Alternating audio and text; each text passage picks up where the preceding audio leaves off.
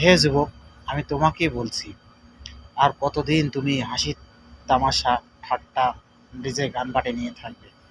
তোমার কি একবার মৃত্যুর কথা মনে পড়ে না? তোমার কি মনে পড়ে না ওই অন্ধকার কবরের কথা, যেখানে ঘুটঘুটো অন্ধকার আর একদম একাকী মনে হবে?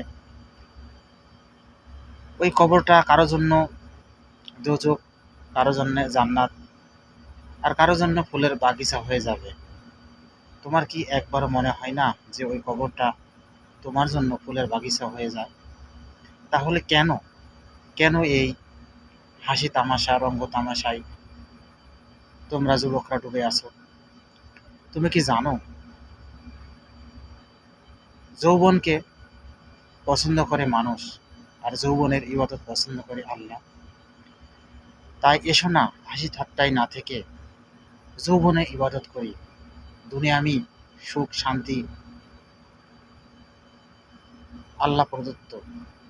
তুমি ইবাদত বন্দগীতে মত্ত হও, দেখবে দুনিয়ার সুখ শান্তির পাশাপাশি পরকালের জন্য তোমার কিছু সঞ্চয় হবে, যা তোমার আখিরাতে কল্যাণ বয়ে আনবে ইনশাআল্লাহ।